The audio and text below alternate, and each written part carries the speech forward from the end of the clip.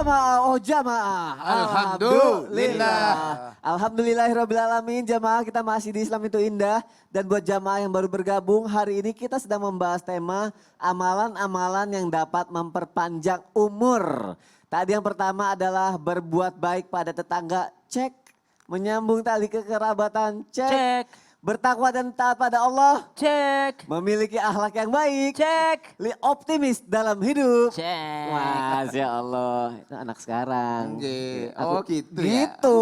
Oh, biar saya juga milenial Iya, lah. iya, biar ngerti. Ada ceknya sekarang. cek gitu. Masya Allah. Oh, iya. Selanjutnya apa?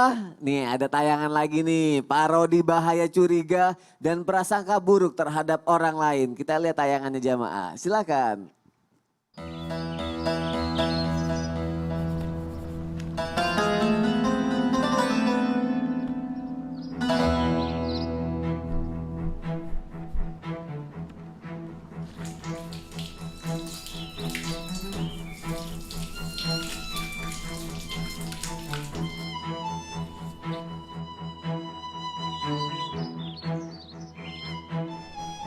Silakan Mas. Allah Akbar.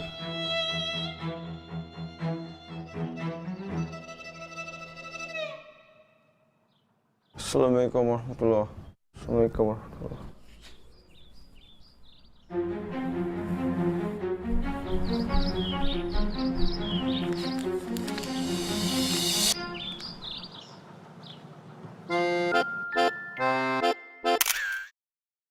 Wah Suzon tuh jadinya jadi sholatnya mungkin gak khusyuk kali tiba-tiba takutnya ini orang ngapain nih gitu kan mungkin ya dari tayangan tadi ya. Nah kalau misalnya tayangan tadi menggambarkan rasa suuzon kita terhadap seseorang atau prasangka buruk kita sama orang lain. Kira-kira aku jadi pengen tahu deh Ustadz Blangkon Loreng. Amalan keenam yang bisa memperpanjang umur itu apa sih? Mohon penjelasannya Ustadz silakan. Ya ma'angkan warahmatullah subhanahu wa ta'ala. Ngapunten guru-guru, para habaib, para ustadz. Lan guru-guru kula ingkang sempat menyaksikan Islam itu indah. Jamaah ingkang dirahmati Allah Subhanahu wa taala, amalan yang keenam kalau tadi melihat fiti bahwa suudzon. Suudzon itu buruk sangka. Seseorang yang suudzon berarti ada rasa was-was di dalam hatinya. Kalau seseorang ada was-was dalam hatinya berarti tiada ketenangan di dalam kehidupannya. Nek wong boten tenang uripe gelisah, gunda dan gulana pasti akan menimbulkan efek secara jasmania, iso-iso dadi loro, nek wis loro suwe-suwe iso dadi mati. Jamaah yang dirahmati Allah Subhanahu wa taala, monggo kita lan panjenengan sami husnudzon billah. Husnudzon dumateng ngarsanipun Allah Subhanahu wa taala sebab kehidupan ini harus kita bangun dengan optimistik dan baik sangka. Baik sangka terhadap siapa? Terhadap makhluk, lebih-lebih terhadap Allah Subhanahu wa taala. Ma'asyiral muslimin jamaah yang dirahmati Allah Subhanahu wa taala. Hidup ini jangan susah sebab Allah Subhanahu wa taala ngendikaken wala tahinu wala tahzanu wa antumul a'launa in kuntum mukminin. Loh, awakmu aja susah, awakmu aja sedih, bahkan wa antumul a'launa in kuntum mukminin. Kita ini adalah orang-orang yang mulia karena kita adalah orang-orang yang beriman kepada Allah Subhanahu wa ta'ala. Jemaah yang dirahmati Allah Subhanahu wa taala, urip niki memang silih berganti, kadang di atas, kadang di bawah. Kita harus selalu optimistik. Al-Quran telah menjelaskan kepada kita fa inna ma'al usri yusra. Inna ma'al usri yusra. Dari kesulitan pasti akan datang kemudahan. Setelah sulit pasti akan datang solusi. Akan datang kemudahan-kemudahan yang diberikan Allah Subhanahu wa taala. Sing penting kita kudu husnudzon di dalam kehidupan ini. Lah mewujudkan satu husnudzon ini kita telah diajarkan dalam satu asar atau dalam satu qaul bahwa i'mal lidunyaka ka'annaka ta'ishu abada wa'mal li akhiratika ka'annaka tamutu ghadah. Ma'asyiral muslimin jamaah yang dirahmati Allah Subhanahu wa taala, monggo kita urip niki sing husnudzon mawon. Baik sangka terhadap makhluk dan baik sangka terhadap Allah Subhanahu wa taala. Urip niki sampun wonten garisnya, sudah ada kodok dan kodarnya. Bahkan Allah Subhanahu wa taala kalau mengajarkan kepada kita, hidup kita harus husnudzon, harus optimistik, hidup kita harus semangat, hidup kita harus berprestasi. Kenapa? Karena hidup kita ini panjang, lama. Wa'mal li akhiratika ka'annaka tamutu ghadan, tapi khususnya untuk amalan-amalan akhirat kita harus membatasi diri dalam artian kalau tidak kita lakukan sekarang, besok kita sudah tidak mempunyai waktu lagi. Artinya apa? Semangat di dalam beribadah dan semangat di dalam mencari maisha dan dalam kehidupan kita. Ibu bapak jamaah yang dirahmati Allah Subhanahu wa taala. Nek kita niki dadi wong iman, boten husnudzon dumateng ngarsanipun Allah Subhanahu wa taala. Niku berarti keyakinan kita kurang mantap lan kurang pas nek kita badhe dipun tulung kalian Gusti Allah. Artinya Kalau kita orang iman tidak punya keyakinan Mas, berarti kita tidak yakin bahwa pertolongan Allah ada. oh iya betul. Nah padahal kita hidup ini semua atas pertolongan Allah. Jamaah, Ye. jamaah. Iye. Kalau kita tidak ditolong Allah Subhanahu wa taala, oh ampun modar dari dulu. Tahu modar? Tahu. Ya modar itu. Modar, ya. Iya. Loh kita ini jangan mengandalkan apa-apa, andalkan kekuatan Allah Subhanahu wa taala. Adapun kekuatan-kekuatan lahiriah yang kita kerjakan itu adalah merupakan syar'iyah dan syarat-syarat untuk mencapai satu kesuksesan dan merupakan sunnatullah. Mula niku kita lan panjenengan sami kula wangsuli malih monggo sing husnudzon dalam kehidupan. Nah, kula ulangi malih, sing husnudzon dalam kehidupan. Tuh udah Saya ditekankan banget saya tuh. pertegas begitu. Sing husnudzon di dalam kehidupan ini, husnudzon kepada Allah, husnudzon dalam kehidupan. Sehingga uripe awak dhewe saged urip umure dawa, umur sing barokah. Insyaallah mekaten lah, insyaallah. Amin ya Allah amin. Tapi memang berhubungan ya kalau kita optimis, kita husnuzon semua ada jalannya. Kadang kalau orang yang nggak optimis makanya nggak husnuzon, dia selalu berburuk sangka. Pasti. Husnuzon, optimisme berhubungan. Jadi ada solusi Ada solusi. dalam kehidupan ini. Baik, Masya Allah. Terima kasih Ustadz Blangkon Loreng untuk penjelasannya. Semoga kita selalu optimis, kita selalu berhusnuzon kepada Allah Subhanahu Wa Taala dan juga terhadap sekitar kita ya. Dan semoga semuanya berjalan lancar. Tapi ada juga pertanyaan gini, aku mau nanya sama Ustadz Syam deh kali ini. Apa tuh? Ustadz, ada nih yang rajin banget ibadah Ustadz. Semuanya sholatnya iya kenceng, Masya ngajinya Allah. apa kenceng. Tapi umurnya kenapa pendek ya? Aku bingung deh. Kenapa ya? Ada yang bilang gini, kalau orang yang ibadahnya rajin biasanya umurnya pendek. Itu bener apa enggak sih gitu? Contohnya kayak misalnya baik kan Orang-orang baru- baik gitu ya. Oh, orang baik tuh kayaknya umurnya pendek gitu semua. Ada lagi kasusnya baik kan baru lahir nggak ada dosa ya. Tapi bisa juga ada yang meninggal. Nah aku jadi pengen nanya nih, kenapa orang yang rajin melakukan ibadah tuh apa ya dapat meninggal di umur yang masih muda gitu Ustadz ya. Mohon penjelasannya Ustadz, Baik, silakan. bismillahirrahmanirrahim. Tabik guruku Habib Utsman bin Yahya, kemudian Ustadz Blangkon Loreng, Mas Siap. Soni dan seluruh ulama yang dimuliakan Allah Subhanahu wa taala. Orang baik cepat meninggalnya gitu katanya. Jadi subhanallah, yang pertama kenapa demikian? Ini membuktikan bahwa tidak ada yang bisa memaksa Allah.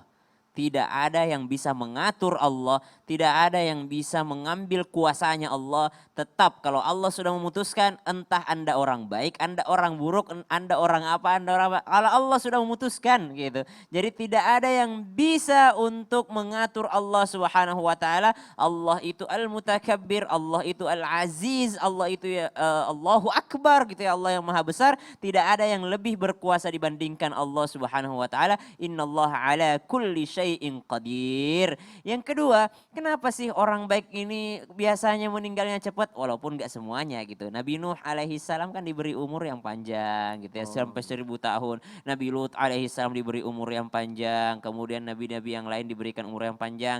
Rasulullah tanpa ada keburukannya tapi malah cuma dikasih umur 63. Jadi itu 63 tidak ada tahun. yang bisa memaksa Allah Subhanahu wa taala gitu. Ada orang-orang yang baik biasanya meninggalnya cepat, orang-orang yang buruk malah yang panjang umurnya. Iya. Kalau yang tadi kita membuktikan bahwa Allah itu maha perkasa atas kuasanya. Tidak ada yang bisa memaksanya.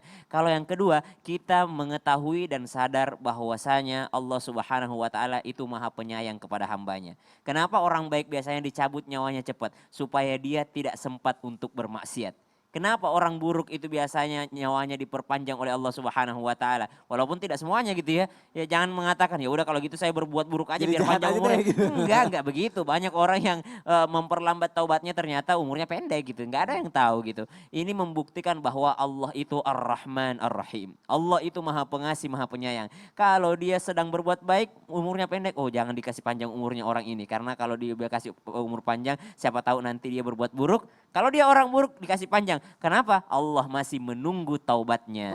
Oh, subhanallah. Itu bukti kasih sayangnya Allah Subhanahu wa taala. Yang ketiga, berdoalah kita kepada Allah Subhanahu wa taala. Ya Allah, jikalau hidup baik untukku, maka perpanjang umurku untuk tetap taat kepadamu. Namun jikalau ajalku sudah dekat, ya Allah, jadikanlah matiku adalah pemutus daripada maksiatku. Subhanallah. Jadi kalau orang baik itu, kalau hidupnya panjang, maka dia katakan ini adalah memperpanjang kebaikannya. Man tala umruhu wa hasuna amaluhu. Oh, yang orang paling baik adalah yang paling panjang umurnya lagi bagus amalannya. Itu. Tapi ternyata ketika dia meninggal dunia, lalu dikatakan sebagai pemutus daripada maksiatnya. Hidup atau matinya pun itu adalah kebaikan. Begitu pula para sufi memandang orang-orang yang meninggal dunia. Jadi nggak ada suudzon kepada orang lain. Kalau ada orang buruk meninggal dunia, dia katakan, Alhamdulillah, akhirnya dia berhenti bermaksiat. Subhanallah, kalau orang buruk meninggal dunia. Kalau orang baik dikatakan, Alhamdulillah, sekarang dia menikmati amal kebaikannya. Kalau orang buruk meninggal dunia, tetap husnudzon, tidak pernah suudzon sama orang. Meskipun itu adalah orang buruk sekalipun, dia katakan, Alhamdulillah, berarti dia meninggal dunia, udah putus keburukannya. Subhanallah, jadi kita itu harus husnudzon kepada orang lain, tidak peduli bagaimana perlakuan mereka. Tapi jangan pernah menganggap untuk menunda-nunda taubat karena mengatakan bahwa akan dipanjangkan umurnya kalau buruk. Tidak selalu demikian. Banyak kok yang dia diberikan umur yang pendek, lalu dia bermaksiat kepada Allah. Ma'adallah, na'udzubillah min dzalik. Kita berlindung kepada Allah Subhanahu wa taala dan semoga Allah berikan kita panjang umur yang dipakai untuk selalu beribadah kepada Allah. Amin. Ya Rabbal Alamin. Masya Allah, jazakallah khair Ustaz Syam. Untuk itulah makanya kita nggak tahu umur kita sampai di mana, makanya teruslah berbuat baik jamaah yang ada di rumah. Nah, kita kan udah ngebahas 6 ya. Tadi yang pertama itu berbuat baik pada tetangga, amalan untuk apa? Untuk memperpanjang umur. Yang kedua menyambung tali kekerabatan. Ketiga bertakwa dan taat pada Allah. Keempat memiliki akhlak yang baik. Kelima optimis dalam hidup. Dan yang keenam husnuzon dalam kehidupan. Tadi Habib Usman sempat ngomong nih, katanya gini. Ada lagi nih satu yang merangkum semuanya. Apakah itu? Jamaah penasaran gak? Langsung aja kita tanya sama Habib Usman bin Yahya. Silakan Habib. Siap. Bismillahirrahmanirrahim. Allahumma sholli ala Sayyidina Muhammad wa ala ali Sayyidina Muhammad. Amalan yang ketujuh ini adalah di mana bisa memanjangkan umur dan juga menjadikan diri kita manusia yang mempunyai perilaku yang baik. Adalah doa. Doa ini adalah senjatanya manusia yang beriman kepada Allah. Ad-doa silahul mu'min. Doa ini adalah yang harus kita lakukan dan yang harus kita kerjakan. Rasulullah SAW bersabda, tidak ada yang dapat menolak takdir kecuali doa. Tidak ada yang bisa menolak takdir kecuali doa. Dan tidak ada yang menambahkan umur kecuali kebaikan. Doa akan bisa memanjangkan umur kita. Dengan doa kita mendekatkan diri kepada Allah. Dengan doa kita berperilaku baik. Dengan doa kita menjadi hamba yang selalu mendekatkan diri kepada Allah. Meminta dibukakan jalan keluar dalam kehidupan kita. Doa ini ibarat tajamnya pedang. Silahul mu'min. Yang dimana dengan doa menjadikan diri kita, akal kita, hati kita, pikiran kita, perbuatan kita insya Allah berharap akan kemudahan dari Allah Subhanahu wa taala. Kebaikan-kebaikan yang kita lakukan. Dan doa juga adalah merupakan ibadah. Ad-du'au huwal ibadah. Doa itu adalah ibadah yang dimana kita mendekatkan diri kepada Allah Subhanahu wa taala, bermunajat kepada Allah, meminta kepada Allah, sujud kepada Allah, mengikuti aturan Allah Subhanahu wa taala, meneteskan air mata, bahkan kita meminta kepada Allah agar Allah mudahkan urusan kita di dunia ini. Dan juga seringkali kita berdoa, Allah maftah lana ya Allah ya Rabb. Allah maftah lana ya Allah ya Rabb. Ababatul umri li'ibadallah. Ya Allah bukakanlah pintu ya Allah. Aku untuk bisa panjang umur dengan beribadah kepada Allah. Jangan dipakai umurku ini untuk bermaksiat atau berbuat dosa. Tadi Ustaz Sam sudah menjelaskan. Berharap kepada Allah Subhanahu wa taala agar umur yang kita miliki ini untuk taat, patuh kepada Allah, mengikuti aturan Allah Subhanahu wa taala sehingga kami menjadi manusia yang selalu menumpukan amal ibadah kami, berada dalam keadaan bertakwa kepada Allah, meninggal dalam keadaan husnul khatimah. Amin ya rabbal alamin. Dan ditanya lagi, kapan waktu berdoa yang akan dikabulkan oleh Allah? Kapan nih kita berdoa nih bisa dikabulkan sama Allah? Doa yang terbaik, ada waktu yang terbaik, ada tempat yang terbaik. Kapan waktu yang terbaik?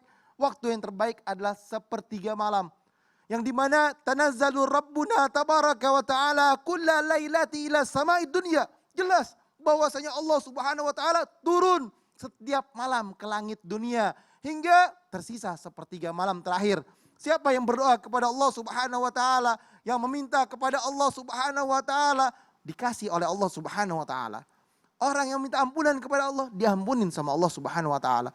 Siapa orang yang minta panjang umur untuk taat ibadah kepada Allah, niscaya Allah subhanahu wa ta'ala akan panjangkan umurnya untuk taat dan ibadah kepada Allah subhanahu wa ta'ala.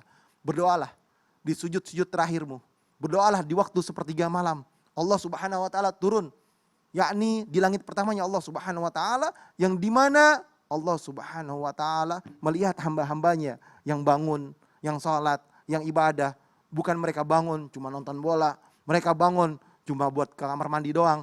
Bukan bangun cuma ingat ini, ingat itu dan lain sebagainya. Tapi mereka bangun sujud kepada Allah, meminta kepada Allah subhanahu wa ta'ala. Kapan waktu yang terbaik lagi? Doalah kamu setiap sujud pada waktu sholat 5 waktu kamu. Atau sujud yang terakhir.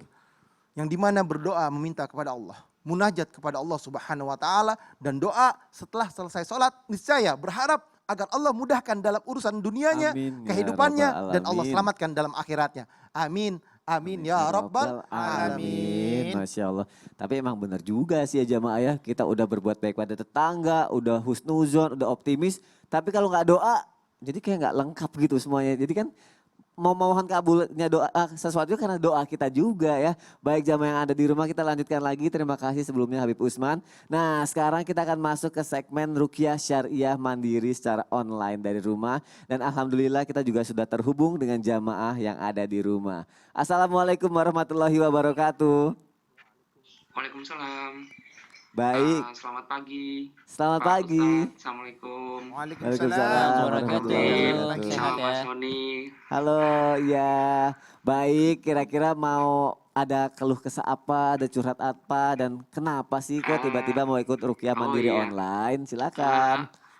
Jadi begini Mas Sony sama Pak Ustadz dan juga Habib. Sedikit cerita saya dan keluarga, terutama ibu saya ini belakangan ini, ya nggak belakangan ini sih, sakitnya itu sekitar sudah lama, 10 tahunan. Dan baru awal hampir 2 bulan ini, dan sakitnya itu aneh gitu. Yang pertama ibu saya mula-mula dia tuh sakit nggak terlalu parah, itu datang hewan yang aneh. Jadi kata ibu saya itu katak tapi berbentuk kepalanya itu kayak ular gitu. Pas posisi di rumah itu sepi. Dan setelah hewan itu datang, ibu saya itu sakitnya itu mulai lebih parah, terus parah begitu. Dan saya juga nggak diam gitu ya. Saya juga pernah berobat di sini, di sana, itu memang katanya sih memang diganggu orang begitu, disihir katanya sih gitu. Maaf gitu Pak Ustadz ya bahasanya. Dan saya lihat sendiri di badan ibu saya itu hampir semuanya itu ada pakunya. Dan tiap saya berobat ke situ itu diangkat di bagian mana yang sakit itu pasti diangkat ada pakunya. Yang terakhir ibu saya diangkat itu ada semacam kayu itu sebesar kalau nggak salah panjangnya sih sekitar hampir 10 cm. Itu katanya bekas kayu dari kuburan. Itu kayak nisannya, itu pecahan nisannya gitu. Dan untuk gangguan di diri saya sendiri juga saya ngerasa memang akhir-akhir ini bukan saya gitu. Apapun yang saya lakukan, saya ngerasain diri saya ini lebih malas. Contohnya ibadah. Jujur Pak Ustadz sama Habib dan juga Mas Sony, sebelum ibu saya sakit atau apa, ini ibadah saya ini lebih gencar. Saya setiap Senin biasanya puasa, Kamis juga untuk sholat duha juga alhamdulillah hampir nggak pernah terlewat. Tapi kok akhir-akhir ini ya mungkin dari pribadi saya atau mungkin ada yang pengaruhi gitu. kayak berat gitu. Kayak memang saya ngerasa ini bukan saya, dan saya dan juga keluarga saya itu mimpi yang aneh-aneh, yang katanya Pak Ustadz tadi nggak boleh suzon.